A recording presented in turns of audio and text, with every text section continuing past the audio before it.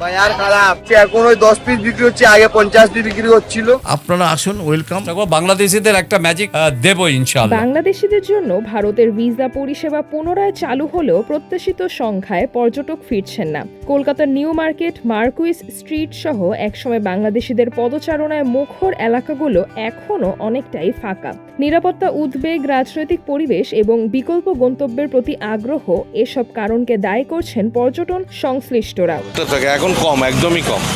দীর্ঘদিন ভিসা পরিষেবা বন্ধ থাকার পর ভারত আবার বাংলাদেশিদের জন্য ভিসা দেওয়া শুরু করেছে। তবে কলকাতার ব্যবসায়ী ও হোটেল মালিকদের প্রত্যাশা অনুযায়ী পরিস্থিতির উন্নতি হয়নি। বাংলাদেশি পর্যটকের অভাবে নিউ মার্কেট, সদর স্ট্রিট ও মার্কুইস স্ট্রিট এলাকার ব্যবসা এখনও ধীর গতিতে চলছে। পর্যটন সংশ্লিষ্টদের মতে শুধু ভিসা চালু করলেই আগের পরিস্থিতি ফিরবে না। গত কয়েক বছরে বাংলাদেশি পর্যটকদের মধ্যে ভারত ভ্রমণ নিয়ে একটি মানসিক দূরত্ব তৈরি হয়েছে।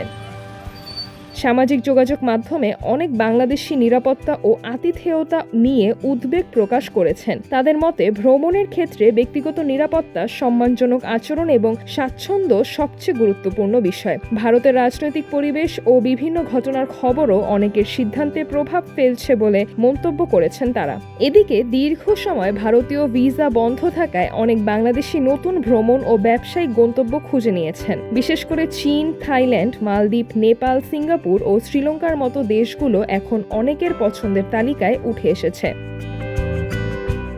কলকাতার ব্যবসায়ীরা বলছেন তাদের ব্যবসার বড় একটি অংশ বাংলাদেশি ক্রেতাদের ওপর নির্ভরশীল। পর্যটক কমে যাওয়ায় বিক্রি উল্লেখযোগ্যভাবে কমেছে। একই অবস্থা হোটেল খাতেও। আগে যেখানে অধিকাংশ কক্ষ বাংলাদেশি অতিথিতে পূর্ণ থাকত, এখন অনেক হোটেলের অর্ধেকের বেশি কক্ষ খালি থাকছে।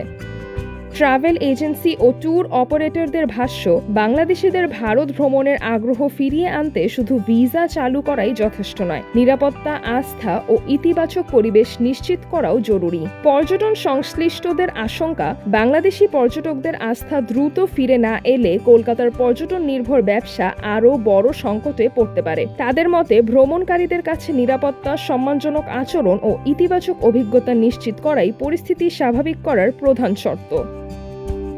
সিজরাতুল আভা, দৈনিক আওয়ার বাংলাদেশ।